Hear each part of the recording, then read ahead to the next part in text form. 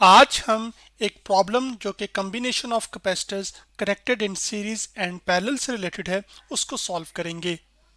तो प्रॉब्लम की जो स्टेटमेंट हमारे सामने है वो ये है आपके पास कि the circuit of the capacitors connected to a battery is at equilibrium. Part ये है कि आपके पास फाइंड द इक्विवेलेंट कैपेसिटेंस, यहाँ से आपने इक्विवेलेंट कैपेसिटेंस कैलकुलेट करनी है। Part B is find the voltage V3 across capacitor 3 and find the charge Q2 on capacitor C2। यानी कि आपके पास यहाँ पर ये तीन कैपेसिटर्स दिए गए हैं जो कि एक 8 वोल्ट की बैटरी के साथ कनेक्टेड हैं। आपके पास जो तमाम कैपेसिटर्स हैं ये इक्विलिब्रियम में हैं। इक्विलिब्रियम में कैपेसिटर्स के होने का मतलब ये है कि आपके पास ये कैपेसिटर्स फुली चार्ज्ड हैं, इससे ज़्यादा ये और चार्ज नहीं हो सकते। तो अब आपने क्या करना है कि पहले पार्ट में ये करना है कि इन तीनों कैपेसिटर्स की जो इक्विवेलेंट कैपेसिटेंस है वो कैलकुलेट करनी है। यानी कि एक ऐसे कैपेसिटर से इसको रिप्लेस करना है जिसमें इन तीनों कैपेसिटर्स की जो कैपेसिटेंस है वो शामिल हो, और उस कैपेसिटर की जो कैपेसिटेंस होती है उसको हम इक्विवेलेंट कैपेसिटेंस कहते हैं।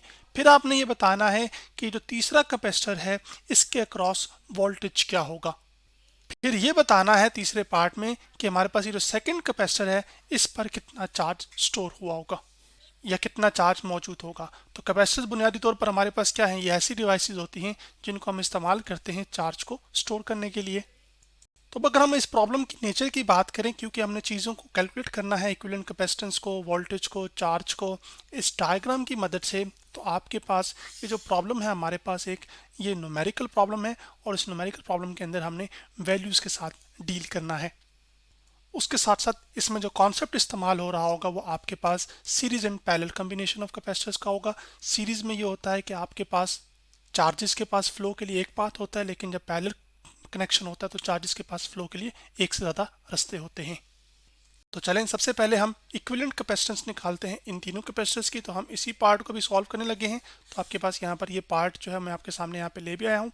अब आपके पास ये जो कैपेसिटर C1 है इसकी जो कैपेसिटेंस है वो 1 माइक्रोफेरेड है। कैपेसिटर जो C2 है उसकी कैपेसिटेंस 2 माइक्रोफेरेड है। कैपेसिटेंस हम चार्ज स्टोर करने की जो सलाहियत होती है उसको कहते हैं एक कैपेसिटर की। अब यहाँ पर हमारे पास ये जो कैपेसिटर C1 और कैपेसिटर C2 है ये आपस में एक दूसरे के साथ पैरेलल कनेक्टेड हैं। क्यों? क्योंकि अगर आप इस पॉइंट से देखें फॉर एग्जांपल, तो आपके पास जब चार्ज आ रहा होगा तो उसके पास जाने के लिए दो रास्ते होंगे। तो इसका मतलब है ये कैपेसिटर भी और ये कैपेसिटर भी क्या है, ये पैरेलल कनेक्टेड है। तो इसी बात को मैं यहाँ पे लिख भी देता हूँ कि capacitor 1 and 2 are parallel connected. जब कैपेसिटर्स पैरेलल कनेक्टेड होते हैं तो आपके पास सबसे पहले हम इन दोनों की मिला के जो कैपेसिटेंस है वो कैलकुलेट करेंगे, और वो जो कैपेसिटेंस है उसको हम नाम देंगे C12 का। और पैरेलल में जब कैपेसिटर्स कनेक्टेड होते हैं तो आपके पास जो इसकी टोटल कैपेसिटेंस होती है, जो कि अभी हम यहाँ पे C12 कह रहे हैं, पहले और दूसरे कैपेसिटर की, वो क्या होगी, वो आपके पास पहले कैपेसिटर की कैपेसिटेंस को ऐड कर दीजिए दूसरे कैपेसिटर की कैपेसिटेंस में। तो अब आपके पास यहाँ पर इनकी क्या क्या वैल्यू है, पहले कैपेसिटर की 1 है तो मैं यहाँ पे लिख लूँगा 1, जबकि 1 माइक्रोफेरेड। जबकि जो दूसरा कैपेसिटर है उसकी कैपेसिटेंस है आपके पास 2, तो मैं लिख लूँगा यहाँ पे 2। तो 1 + 2 कितना आ गया, 3। तो यहाँ पर जो पहले और दूसरे कैपेसिटर की जो हमारे पास कैपेसिटेंस है वो क्या आ गई है, वो आपके पास मिला के वो 3 माइक्रो फेरेड आ चुकी है। तो इसका मतलब अब ये हुआ कि अब आपके पास इन दो कैपेसिटर्स की जगह हम एक ऐसा कैपेसिटर रख सकते हैं जिसकी कैपेसिटेंस C12 हो और उसकी वैल्यू कितनी है, वो आपके पास 3 माइक्रो फेरेड। तो अब इस डायग्राम को अगर हम रिड्यूस करें तो आपके पास यहाँ पर ये फॉर एग्जांपल बैटरी का वोल्टेज आ जाएगा जो कि हमने 8 वोल्ट दिया हुआ है। बैटरी के वोल्टेज की वजह से चार्जेस क्या करते होते हैं, फ्लो करते हैं। तो आपके पास ये पहला कैपेसिटर, सॉरी तीसरा कैपेसिटर, उसकी कैपेसिटेंस यहाँ पर आ जाएगी और ये आ गया। उसके बाद फिर आपके पास इन दोनों का जो पैरेलल कॉम्बिनेशन है उससे जो कैपेसिटर हासिल हुआ, कैपेसिटेंस हासिल हुई, वो C12 है। तो वो अब आपके पास तीसरे वाले के साथ सीरीज में आ जाएगी। ये हो गया यहाँ पर। तो अब आपके पास इस डायग्राम को या सर्किट को हम सिर्फ क्लोज कर लेते हैं आपके पास, जैसे कि मैंने यहाँ पे कर दिया। तो इसकी जो कैपेसिटेंस है वो C12 है और इसकी जो कैपेसिटेंस है वो C3 है। तो अब जो टोटल कैपेसिटेंस होगी आपके पास, जो इक्विवेलेंट कैपेसिटेंस होगी, अब वो क्या होगी, आपके पास ये जो दोनों कैपेसिटर्स हैं ये सीरीज में कनेक्टेड है, क्योंकि चार्ज के पास फ्लो के लिए एक ही रास्ता है और यही सीरीज की निशानी होती है। तो जितना चार्ज इस कैपेसिटर पर डिपॉजिट होगा, असल में जमा होगा, उतना ही इस पर स्टोर होगा। तो अब आपके पास इन दोनों कैपेसिटर्स की मिला के हमारे पास जो इक्विवेलेंट कैपेसिटेंस होगी वो हमारे पास सीरीज में क्योंकि कनेक्टेड है, तो आपके पास 1 हम उसको सी इक्विवेलेंट लिखेंगे। सीरीज में आपके पास कैपेसिटेंसेस के रेसिप्रोकल्स का सम आ जाता होता है, तो 1 सी इक्विवेलेंट हम लिखेंगे जो कि मैंने यहाँ पे लिख दिया, और वो बराबर होगा आपके पास हर एक कैपेसिटर की जो इंडिविजुअल कैपेसिटेंस है उसका आपने रेसिप्रोकल लेना है और उनको ऐड कर देना है। रेसिप्रोकल लेने का मतलब है कि 1 की फॉर्म में लिखना है। तो 1 क्या आ जाएगा हमारे पास C3 प्लस आ जाएगा हमारे पास 1 C12, मैं यहाँ पे लिख लेता हूँ 1 और आ जाएगा यहाँ पे C12। अब आपके पास यहाँ पर जो C3 की वैल्यू है वो हमारे पास 3 है, तो मैं यहाँ पे लिखूंगा 1/3 यहाँ पर, प्लस आपके पास आ जाएगा यहाँ पर मैं वैल्यू पुट करूंगा। अब आपके पास 1/C12, तो अब आपके पास यहाँ पर जो C12 है उसकी वैल्यू हमारे पास 3 आई थी, तो मैं लिख लूंगा 1/3। इसका जब हम एलसीएम ले लेंगे तो आपके पास दोनों का डिनोमिनेटर सेम है, तो सेम नंबर ही एलसीएम में आ जाएगा। तो आपके पास 1 प्लस यहाँ से 1 आ जाएगा, और 1 + 1 क्या होता है आपके पास, ये एलसीएम ही लेके सारा कर रहा हूँ मैं भी, ठीक है। तो आपके पास जो 1/C इक्विवेलेंट है वो आपके पास कितनी आ जाएगी, वो आपके पास आ जाएगी असल में यहाँ पर 2/3। तो अपने सी इक्विवेलेंट निकालनी है, तो आपके पास ये इधर डिवाइड हो रही है, उधर जाके मल्टीप्लाई हो जाएगा। या फिर हम क्या कर सकते हैं कि इसको यहाँ नीचे से ऊपर लेके जाने के लिए आप ये कर सकते हैं कि आपके पास इसका जो डिनोमिनेटर है उसको न्यूमरेटर बना दीजिए और जो न्यूमरेटर उसको डिनोमिनेटर बना दीजिए। तो दोनों तरीकों का से आप कर सकते हैं। तो जो सी इक्विवेलेंट आ जाएगा वो आपके पास आ जाएगा, वो आ जाएगा 3/2, और 3/2 होता है असल में हमारे पास 1.5, तो ये आ जाएगा आपके पास 1.5।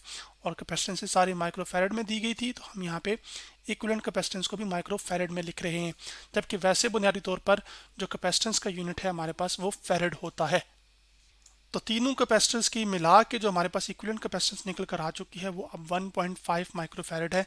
यानी कि आपके पास इन तीनों कैपेसिटर्स की जगह हम एक ऐसा कैपेसिटर रिप्लेस कर सकते हैं यानी जिसकी कैपेसिटेंस क्या हो 1.5 माइक्रोफैरड। अब हमने ये बताना है कि हमारे पास ये जो तीसरा कैपेसिटर है इसके अक्रॉस जो वोल्टेज V3 है वो क्या है, यानी कि हमने V3 को फाइंड करना है। तो अब मैं इसके नीचे यहाँ पे ले आता, तो अब हम बी पार्ट करने लगे हैं, और बी पार्ट में भी हमने क्या फाइंड करना है V3। तो मैं यहाँ पे लिख लेता हूँ आपके पास V3 और साथ यहाँ पे लिख लेते हैं क्वेश्चन मार्क, यानी कि ये मालूम करना है तीसरे कैपेसिटर के अक्रॉस क्या वोल्टेज है। वो मालूम करने के लिए हमें ये पता होना चाहिए कि आपके पास तीसरे कैपेसिटर पर चार्ज कितना स्टोर है।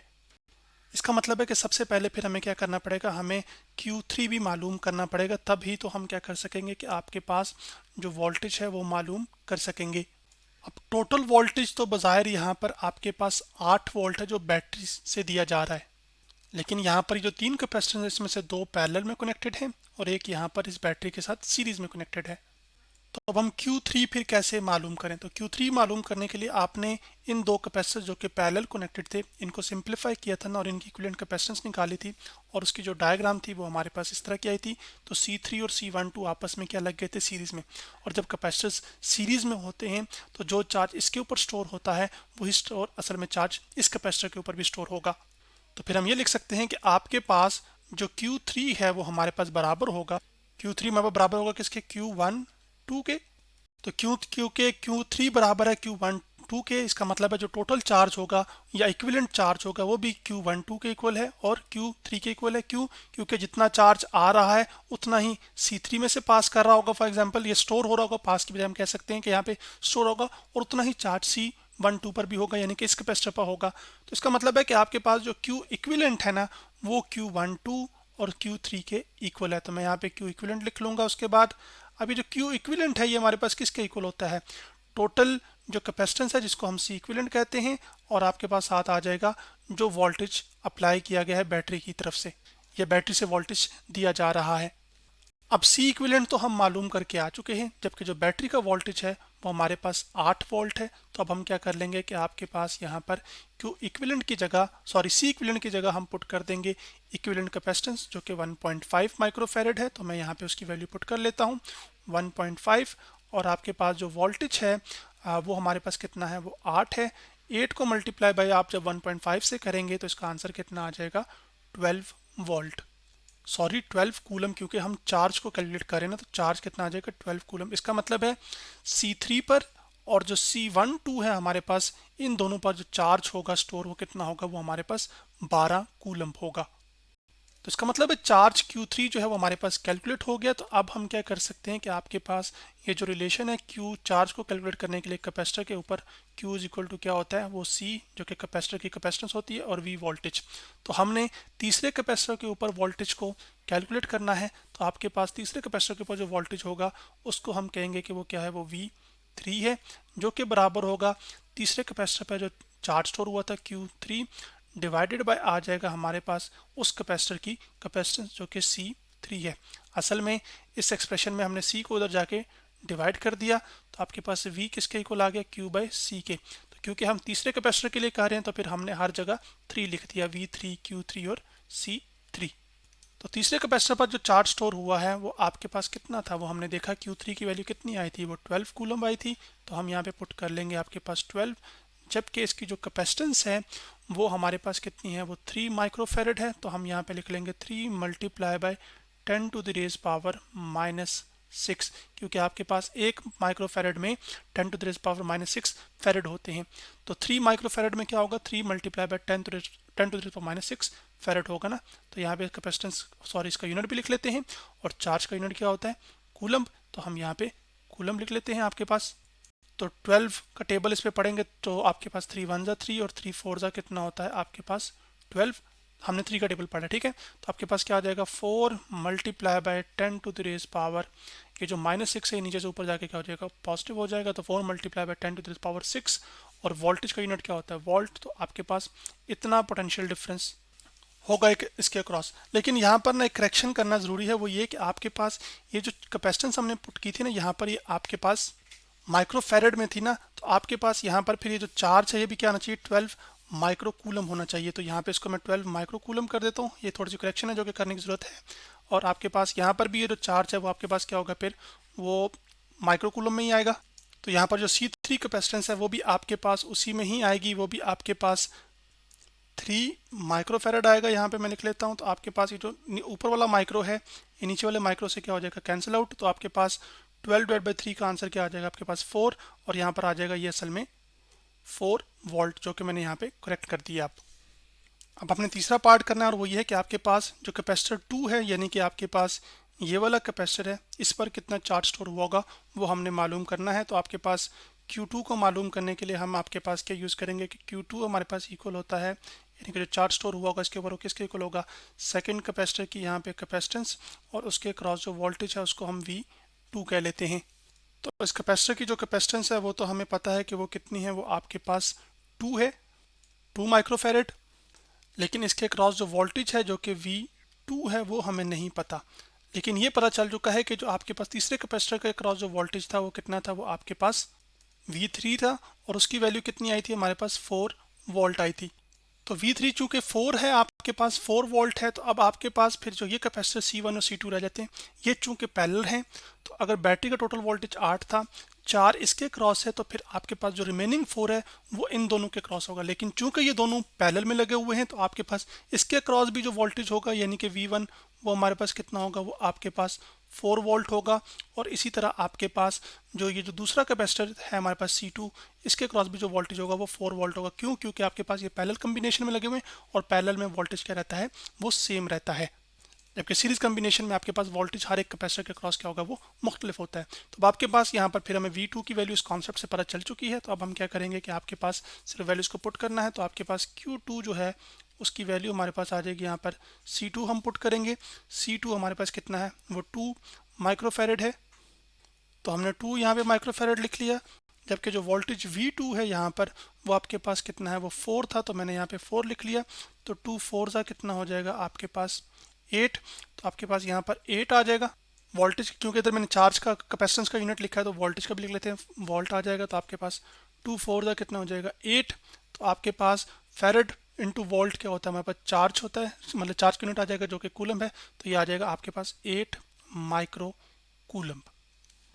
तो इसका मतलब है कि आपके पास दूसरे कैपेसिटर पर जो चार्ज स्टोर हुआ होगा वो आपके पास कितना आ जाएगा, वो 8 माइक्रोकूलम। इसी तरह वो आपसे पहले कैपेसिटर के लिए भी पूछ सकता है। तो पहले कैपेसिटर की कैपेसिटेंस चूंकि 1 है और इसके क्रॉस जो वोल्टेज है वो 4 है, तो 1 को 4 से मल्टीप्लाई करेंगे तो आपके पास 4 और साथ आ जाएगा माइक्रो कूलम। तो आपके पास पहले कैपेसिटर पर चार्ज फिर 4 माइक्रो कूलम होगा। इसमें पूछा तो नहीं गया, लेकिन पूछे तो फिर आप इस तरह से कैलकुलेट कर सकते हैं।